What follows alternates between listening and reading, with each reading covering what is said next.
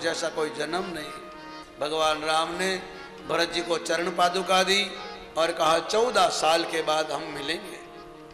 भरत जी चरण पादुका लेकर आए अयोध्या में, राज सिंहासन पर चरण पादुका का रखी, माँ कौशल्या को प्रणाम किया और नंदी गांव में छोटी सी कुटिया बनाकर रहने लगे। भगवान राम लक्ष्मण जानकी चित्रकूट में विराज है।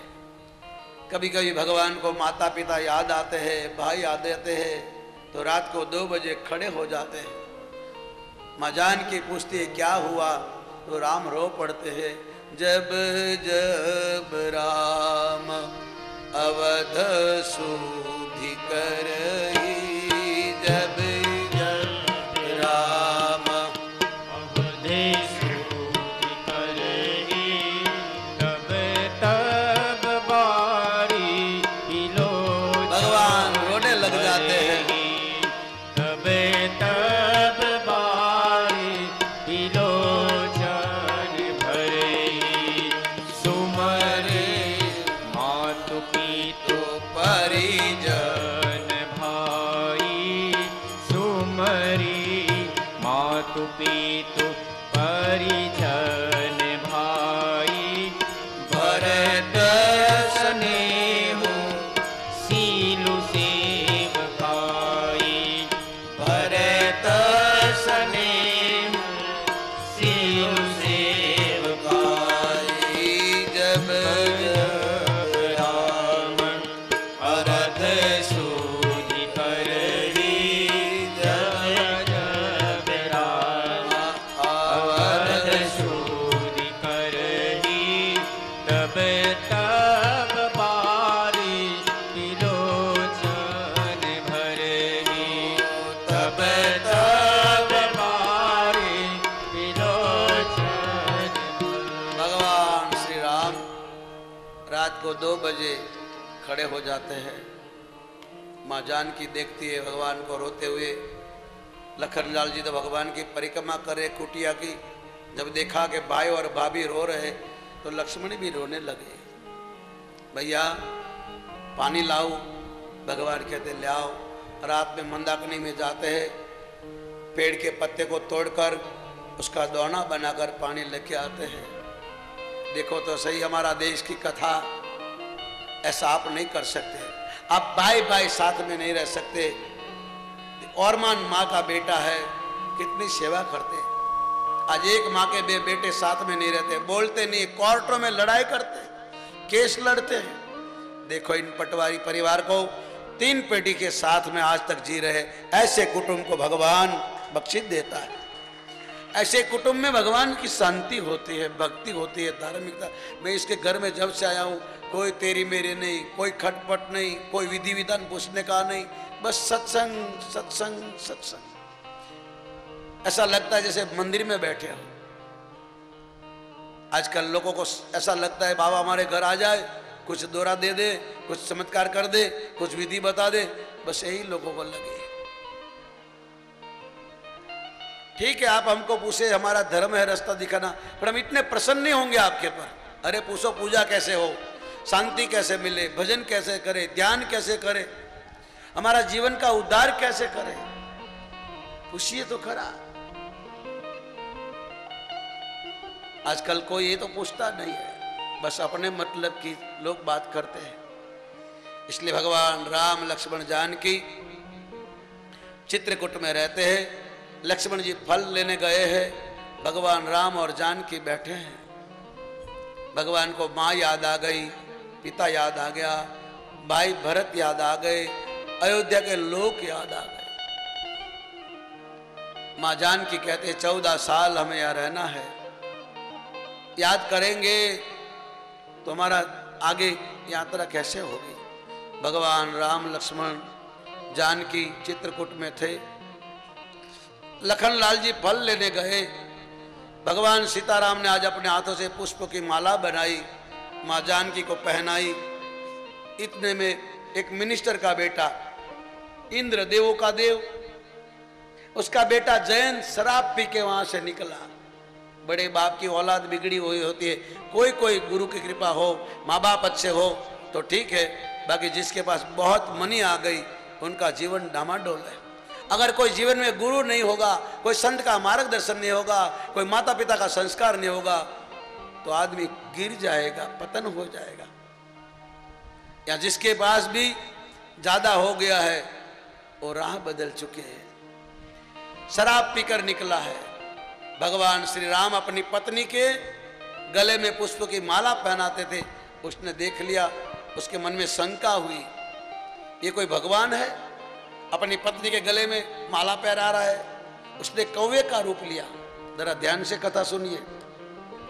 कभी कभी आंखों से देखा होगा भी बुरा होता है, झूठ होता है, कभी कभी कान से सुना भी झूठ होता है। कभी कभी भाई बहन बात करते हो, आप जानते नहीं हो, पहचानते नहीं हो, आपके मन में शंका लगेगी कि कैसे लोग हैं, आपको ये पता नहीं कि भाई बहन है। जब माता पिता के संस्कार, कोई गुरु के, कोई संत, कोई शास्त्र का संस्कार नहीं होगा तो आपके मन में यही शंका रहेगी। चाहे भगवान की पूजा करोगे, चाहे मंदिर में जाओगे, तो भी आपके मन के अंदर मैल जाएगा नहीं। इसलिए गुरु की जरूरत है। कोई गुरु को मार्गदर्शन चाहिए। गुरु बिन भवसागर पार करना बहुत कठिन है। मेरे सामने देखो, अगर मुझे कोई गुरु न मिला हो तो आप मेरी बातों को सुनते नहीं, आप नीचे बैठे हो, मुझे इतना बड़ा आसन दे दिया, मैं इतना कोई विद्वान नहीं हूं, कोई तुम्हारे गांव का नहीं हूं, तुम्हारा मेरा इतना ज्यादा परिचय नहीं है, 12 महीने में कभी 1 वीक 2 वीक के लिए आता हूं, सबको मिल नहीं पाता हूं। कई लोग नाराज भी हो जाते हैं, मेरे घर नहीं आए, वो कहते हैं मेरे घर नहीं, मैं कहाँ जाऊंगा। इसलिए हमारे गुजरात में हम जल्दी कहीं जाते नहीं, एक के पास जाओ, एक के घर न जाओ, शंका करते। आजकल लोगों को शंका बहुत हो गई, संशय। खुद के मन में कोई शंका होगी, हमारे से महाराज नाराज हो गए, आज बोले नहीं, हमको बुलाया नहीं। अरे भाई, महाराज को तेरी जरूर है, तेरी महाराज को जरूर नहीं है। भगवान और संत ये हमारे गुलाम नहीं है।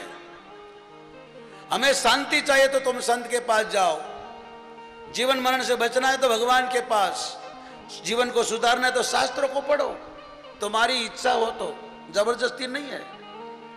इसलिए अगर किसी संत को, किसी गुरु को आप मानते हो तो संशय न करो। भगवान और संत किसी के बंधन में नहीं होते हैं।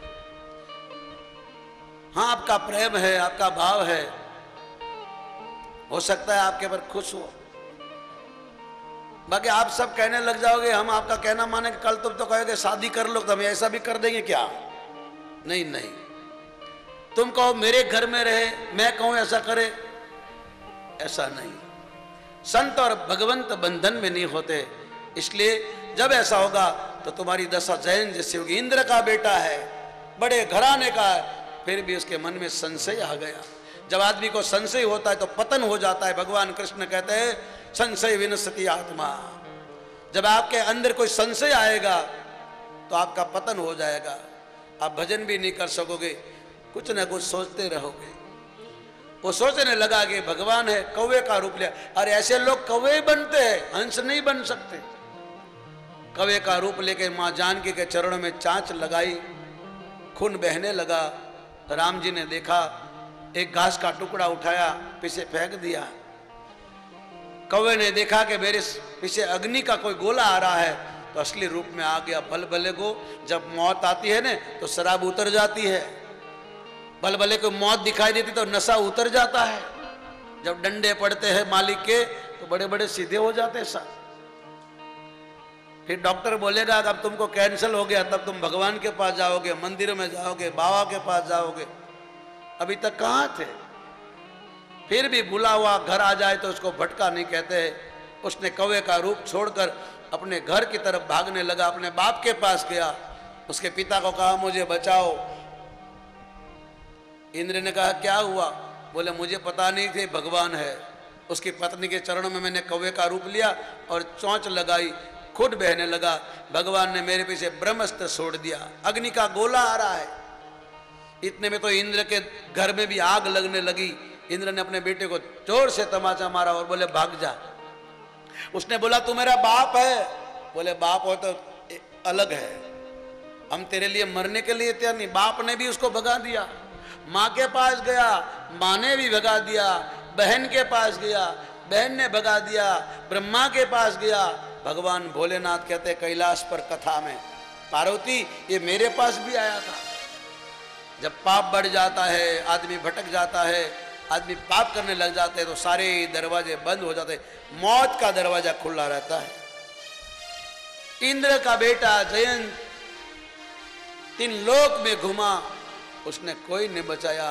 तो मां पार्वती ने पूछा कि क्या उसको कोई ने सहारा नहीं दिया, कोई ने शरण नहीं दी, उसको बचाने वाला कोई नहीं मिला?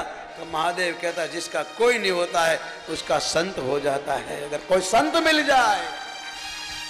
नारद देखी विकल जयंता, महादेव बोले कैलाश पर से, विकल जयंता लागी दया को मल शीत लागी दया को मल शीत संता, सुनी कृपाली अति आरत बानी, सुनी कृपाली अति आरत बानी, एक नयन करी तजा भवानी, एक नयन करी तजा भवानी।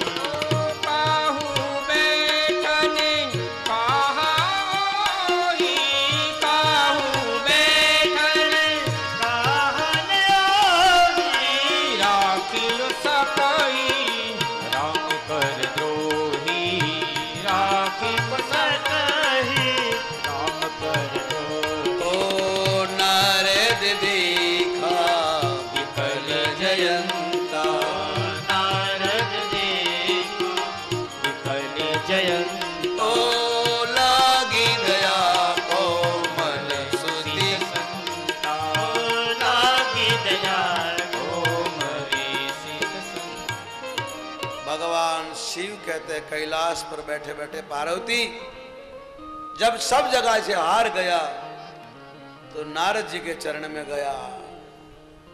जी ही नारद जी के चरण में पैर पकड़ के खड़ा हो गया, भगवान का बाण रुक गया। जयंत ने कहा महाराज सब जगह हार गया दौड़कर, आपकी कृपा से बाण रुक गया, मेरी मौत मेरे पीछे है।